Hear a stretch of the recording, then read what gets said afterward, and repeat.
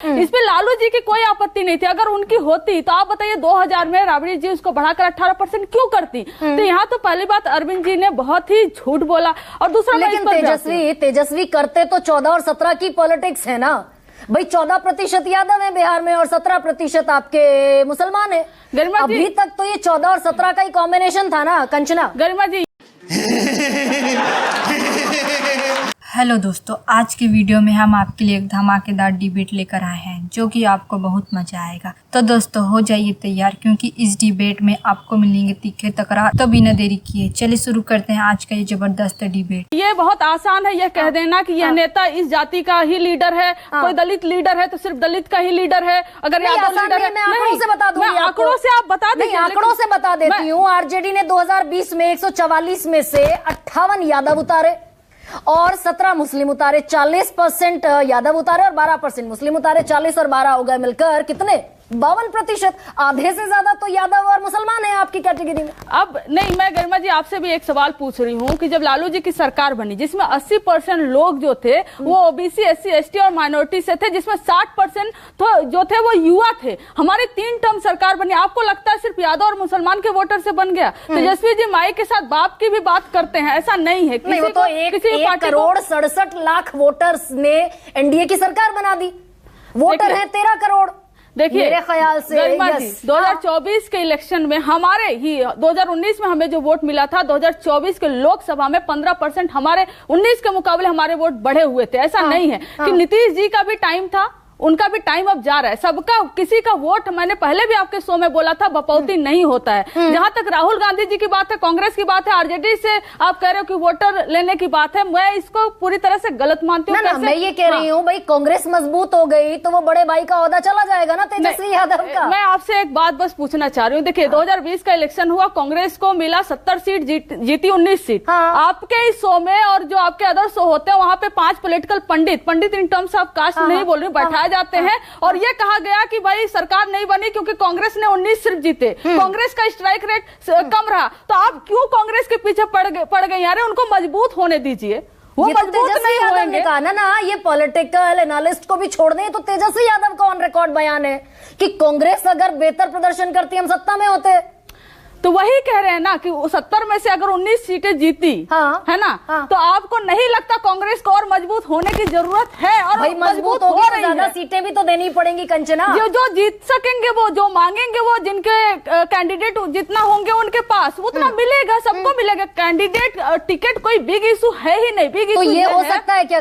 Big issue ये है कि जिसको जितनी सीटें मिलेगी वो उसको जीत कर लाए और सरकार बनाए। और अगर इसमें कांग्रेस मजबूत होने की पूरी कोशिश कर रही है, अपने कैडर को बढ़ाने की कोशिश कर रही थी, तो हमारे लिए प्लस पॉइंट है महागठबंधन के लिए। तो क्या ये आरजेडी के लिए, आरजेडी इसको बिल्कुल स्वाभाविक मानकर चल रही है कि भाई 17-14 आरजेडी के पास और ये 36% पर कांग्रेस क्लेम कर ले, हमें कोई दिक्कत नहीं?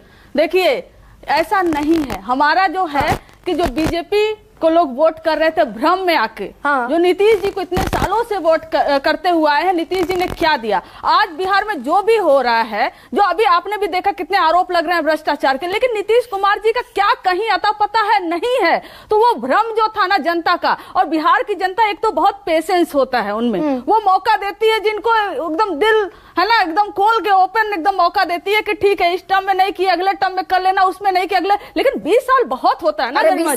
20 साल में अभी रिसेंट 17 महीने तो आप भी थे ना भाई कंचना, एक सेकेंड। लेकिन शिवम, ये जिस आरक्षण की बिसात पर अब बिहार का चुनाव पहुंच गया, ये एब्सोल्यूट रेप्लिकेट करता है 2024 के चुनाव को, लोकसभा चुनाव को। संविधान था, आरक्षण था, ईबीसी था, ओबीसी था, एससी एसटी था।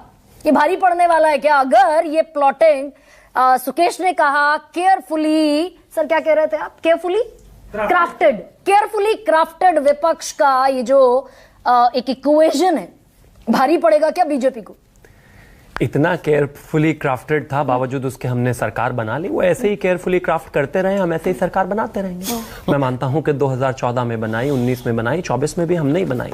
अगर बहुत मेहनत और केयरफुली क्राफ्ट होने के बाद भी स्थिति ये है तो मैं मानता हूँ भगवान उनको और शक्ति दे और थोड़ी मेहनत करें और 30-40 साल बाद सरकार में आने की पूरी शिवम नारा था। हाँ, लेकिन सरकार और रह गए 240 पर, फिर भी सरकार हमारी बनी। और सबसे ज्यादा सीटें भी हमारी ही हैं और एनडीए सरकार में है और 6 महीने में सरकार गिराने वाले आज भी एकदम फेंस पर बैठकर इंतजार ही कर रहे हैं वो दूरबीन लगा करके कब सरकार गिरेगी। कुछ नहीं हुआ। नहीं, मैं कुछ सवाल आपसे प्रिसाइज पूछ लेती हूँ। सवाल पूछिए, मैं कब मना कर रहा हूं, प्रिसाइज ये पूछ लेती हूँ भाई, बिहार का ओबीसी और ईबीसी जिस आरक्षण के दम पर बैठा था वो तो 2 साल से लटका हुआ है।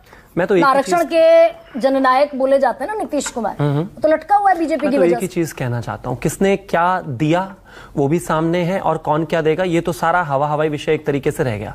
आप मुझे एक चीज बताइए, एक डेटा तो आप ही ने बताया कि जब बिहार में 2020 में चुनाव लड़ते हैं 243 में से 144 सीटों पर लड़े और 58 सीटें दे दी यादवों को, जिनकी वोट परसेंट 14% और उनका रिप्रेजेंटेशन हो गया 40%। इसको भी छोड़ दीजिए।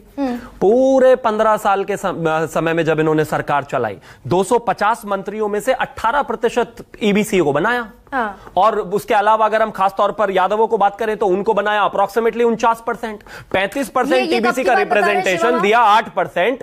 और अब कह रहे हैं हम ये देंगे वो देंगे, कुछ नहीं देंगे भाई, यही देंगे जो अभी तक दिया। ये कब का डेटा दे रहे हैं आप? ये अभी कब 1990 से 2005 और उसके बाद दे रहा हूं 2020 में जो चुनाव लड़ा उन्होंने। और 2020 के बाद ये जो 23 वाला हॉल्ट है इसको याद करना जरूरी है क्या? बिल्कुल याद कीजिए। भाई वो 65% आरक्षण ईबीसी ओबीसी का जो बाकायदा डेटा कलेक्ट हुआ, घर घर गए, गरीब कोई कितना, शिक्षा किसके पास नहीं है, घर किसके पास नहीं है, नौकरी किसके पास नहीं है, उसके आधार पर तय हुआ। वो बीजेपी ने गुलमुंडा कर दिया। बीजेपी ने क्या गुलमुंडा कर दिया उसको? भाई आप 9 शेड्यूल में डाल देते कॉन्स्टिट्यूशन के। पटना हाईकोर्ट ने रोका है जी। अरे भाई वो तो पहले सरकार के पास गया था। पटना हाईकोर्ट ने, अरे राष्ट्रपति के पास पहले गया था, बाद में। ऐतिहासिक तथ्य ये है कि वो पटना हाईकोर्ट ने रोका हुआ है। कोर्ट के पास बाद में गया। किसने रोका हुआ है मुझे बस इतना बताइए, क्या भाजपा के पास है वो 9 शेड्यूल में? अरे भाई मेजॉरिटी आप कह रहे हैं, अभी आपने दम भरा, अभी आपने दम भरा, सरकार आपकी है। अगर सरकार आपकी है, संसद में मेजॉरिटी आपकी है, तो संविधान के 9 शेड्यूल में डाला जा सकता था। इतना मेहनत करना क्यों? वो हाई कोर्ट ने रोका हुआ है ऑलरेडी, मैं तो कह रहा हूं ना। और ये गलत नैरेटिव है। हाई कोर्ट के पास दरअसल बाद में गया, 3 दिन बाद। अच्छा, एक लाइन में जवाब है, हाई कोर्ट ने रोका हुआ है कि नहीं? नीतीश ना सुनिए ना भाई, केस आपके पास जवाब नहीं। नीतीश कुमार ने सुनिए भाई, पहले विधानसभा बिहार विधानसभा से पारित हुआ, फिर बिहार विधानमंडल से पारित हुआ, फिर बिहार के गवर्नर के पास गया, फिर केंद्र सरकार के पास गया। लेकिन उसी के साथ पटना हाईकोर्ट में एक रिट फाइल हुई जिसके आधार पर वो वहां पर रोक लगा दी गई। और वो सारे हिंदुवादी संगठन थे जिन्होंने रिट दाखिल की। अच्छा, तो मतलब आपका कहना है कि हिंदुस्तान के सारे हिंदू भाजपा के हैं, और अगर भाजपा के हैं तो फिर तो 400 सीटें आनी चाहिए थी भाई, फिर तो बात खत्म हो जाती है। अरे भाई अगर आप आरक्षण के हिंदुवादी संगठन और हिंदू सारे हमारे हैं तो 400 सीटें आती। शिवम, अगर आप आरक्षण के पक्षधर होते तो ये लटकता क्यों भाई, जिसके लिए नीतीश कुमार ने इतनी मेहनत की? बिल्कुल पक्षधर है आरक्षण के। अगर कोई पक्षधर नहीं है, आरक्षण को जहर मानने वाले अगर कोई लोग हैं तो मेरी बराबर वाली विंडो में कांग्रेस वाले हैं। आरक्षण और पिछड़ों की और दलितों की बात करने वालों की वादा खिलाफी और उनसे नफरत करने वाले अगर कोई है तो मेरी बराबर वाले विंडो में कांग्रेस है।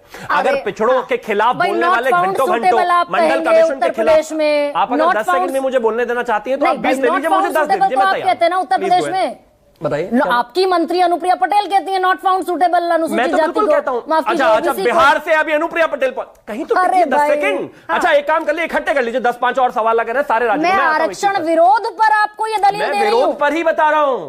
आरक्षण के विरोधी हमारे बराबर में बैठे हुए कांग्रेस है। आरक्षण और दलितों के विरोधी अगर कोई है तो कांग्रेस वाले हैं। अच्छा, ठीक अगर है, मंडल कमीशन के कोई, फिर 10 सेकंड पूरे नहीं हुए, मैंने कहा 20 ले लीजिए, मुझे 10 सेकंड लीजिए। Okay, J don't speak. मैं फिर से मैं बिल्कुल स्क्रीन नहीं कर रहा हूं। जैसे आपका पूछने का तरीका मैं आपको नहीं बता रहा, मुझे मत बताइए। ना प्लीज। Thank you. मैं सिर्फ एक चीज कहना चाहता हूं, आरक्षण विरोधी कांग्रेस, ओबीसी को संवैधानिक दर्जा देने वाले भारतीय जनता पार्टी, और इसके अलावा आरक्षण के खिलाफ, मंडल कमीशन के खिलाफ बोलने वाली कांग्रेस, बाबा साहब को संविधान सभा में ना भेजने वाले कांग्रेस, और ये तमाम लोग यही विरोधी हैं भाई। हम विरोधी नहीं है।